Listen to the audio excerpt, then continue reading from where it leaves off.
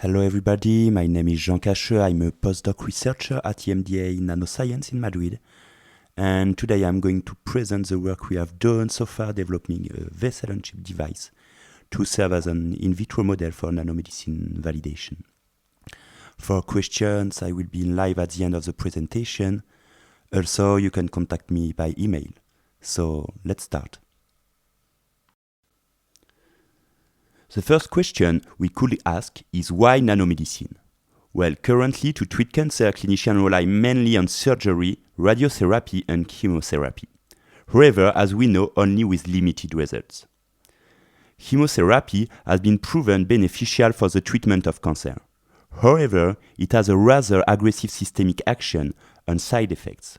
As such, this treatment can severely impact the patient's quality of life.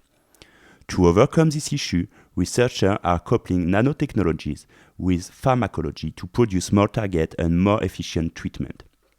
To this end, nanomedicine brings several advantages I will try to describe.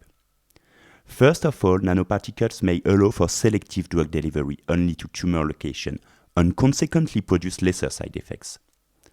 Also, nanomedicine can be multifunctional, acting as carriers and can be loaded or conjugated with multiple therapeutic agents to include active targeting mechanisms. In addition, the solubility and stability can be tuned by surface modifications, which is interesting considering nanoparticle handling and half-time life in the bloodstream. And finally, because of their relatively large size, in comparison to drug molecules, it is possible to track them or to detect them, serving as a tool for treatment development, but also for diagnosis purposes. Unfortunately, when you have a look to the last 10 years of research, we can see that the reported median of nanoparticle delivery efficiency is about 0.7%. That is only 0.7% of the nanoparticle dose administered to patients that actually reach the tumor. So this is a really poor number that indicates that the tumor does not receive sufficient therapeutic dose to be treated. So the question we can ask is why nanoparticles do not reach the tumor region as it was expected. Let's have a look to the current nanoparticle tumor extravasation mechanisms. One of the more established theories describing nanoparticle extravasation and tumor accumulation is the one that relies on the so-called enhanced permeability retention effect. When studying a normal vessel, as in the picture, you can see that only small molecules in blue can pass through the vessel endothelial barrier, while nanoparticles in green here remain inside the bloodstream and cannot access other tissues. However, the tumor presents an abnormal vasculature, including pores and endothelial fenestrae, near the tumor region, that will make possible the nanoparticle transport and exit to the bloodstream and access to the tumor. However, recently this model has become scrutinized due to the disappointing therapeutic efficacy of nanomedicine in clinical in vivo models compared to the in vitro test and cell culture models. More recently, an article from this year in Nature Materials has shown that nanoparticles extravasation may make use of an active mechanism mediated by the endothelial cells. This exit pathway may include transcellular transport through vacuoles, such as exosomes.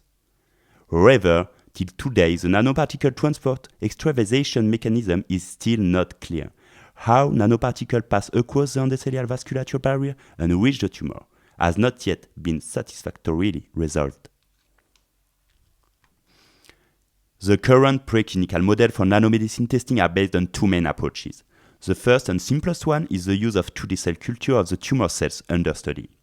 In a second stage, animal models are used. However, these two approaches have several drawbacks to predict the nanomedicine efficacy in humans, as they do not reproduce well the human physiological microenvironment. In addition, the use of animal obviously leads to ethical concern. Then I will give you some numbers, but this kind of approaches in terms of preclinical development can cost about 250 million euros and are time consuming as the preclinical step can last up to 7 years. So as you can see, current preclinical models are not fully relevant for human drug development and should be improved. Some of these issues can be overcome with the so-called vessel-on-chip devices. These devices replicate closely the tumor physiological microenvironment. The tumor microenvironment is represented here, including the tumor vessel and capillaries, the extracellular matrix, and the tumor. When nanoparticles are injected in green, they can then flow to the tumor capillary and ideally reach the tumor region through the extracellular matrix. A vessel-on-chip device will reproduce this microenvironment artificially on an in vitro chip. In this presentation, we will focus on the microvessel fabrication to mimic the tumor capillary geometry. The final device should have the following specification. First, it should recapitulate the physiological condition in the human body. Secondly, should include human cells. And finally, the device must be compatible with high-resolution characterization for real-time monitoring of nanoparticle dynamics. To do so, we have developed a microfabrication process based on standard photolithography. First, a silicon wafer is processed in a clean room to obtain microchannel of the desired diameter. This is realized through the process of a resist coating, laser direct channel patterning and reactive ion etching of the channel into the silicon, which is used as our master mold for replication. Then this mold is imprinted on a thermoplastic polymer in such a way to make circular channel shape. This template with the inverted channel profile is employed to cast over PDMS and make biocompatible and transparent microchannels with semicircular shape by bonding them to a thin glass slide, which allow for good microscopy visualization. Hence, we have developed an easy, reproducible, and precise microfabrication process to make circular microchannels that will serve as a scaffold for endothelial human cell attachment. In order to culture cells into the device, in this case human umbilical vein endothelial cells, we first coat the channels with an adhesive protein such as fibronectin. Then the cells are injected at a given concentration and allowed to settle and attach inside the microchannels. The cell culture is realized by means of a rocker in order to flush fresh media into the microchannels, allowing cell proliferation. After a few days, we obtain an endothelial layer, as you can see on these fluorescence images, with a uniform coverage of the channel walls. While the smallest channels are obtained with the presented process, the two pictures at the bottom correspond to microchannels produced by 3D printing, and as such show wider and rougher channels. We have also characterized this endothelial layer thanks to electronic microscopy imaging, where as well we see uniform endothelial coverage. So now we have a vessel on chip and we need to connect the flow supply and monitor. First of all, the flow velocity is controlled by a pressure controller. The physiological flow condition applied here is comprised between 0.1 and 1 mm per second. Thanks to a reservoir, which is connected directly to the PDMS chip inlet, it is then possible to apply a pressure on it and make the liquid flow inside the microvessel. To mimic the blood viscosity, nanoparticles are diluted into a commercial blood analog before filling the reservoir. The chip is then placed on a temperature control stage for further imaging acquisition by means of fluorescence microscopy. So here is the setups to experiment nanoparticle interaction with endothelium. In these vessel-on-chip devices, we have started to study the interaction of nanoparticles with the endothelial cells. As you can see on these fluorescence images, the nanoparticles are internalized by the UVEX lining the microchannels. The blue spots are the cell's nucleus, while red dots are nanoparticles. What we can observe is that the nanoparticles tend to accumulate around the endothelial cell's nucleus after 2 hours of interaction at physiological flow condition. By confocal imaging, we were able to determine that the nanoparticles are indeed inside the UVEX, and the 3D reconstruction shows the position of nanoparticles. So we can now say that nanoparticles actually enter the cell membrane and are located in the cytoplasm near the nucleus. Now I am going to read the main conclusions of this presentation.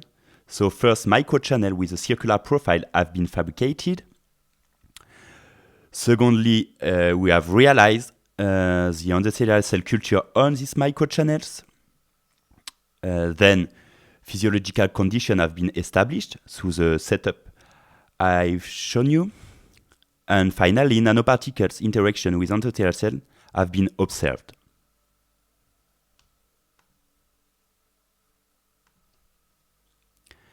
And to end with this conclusion, I would like to present you our upcoming work, and I will go quickly on that. So this is the device we are going to realize by adding 2 additional main compartments filled with a gel around the vessel channel to house a tumor spheroid. Here, nanoparticle extravasation experiments across endothelial barrier and transport across the extracellular tumor matrix will be studied. So this is the end of this presentation. I would like to thank my group leader, Isabel Rodriguez, and Sergio Davila, the PhD student that is working with me. I would like also to thank my colleague at EMDA Nanoscience, and especially Manuel Rodriguez that helped me a lot with the clean room facilities. Of course, I would like to thank the Evo Nano project and our partner in Europe. And finally, I would like to thank you for attending this presentation, and if you have any question, do not hesitate. Thank you.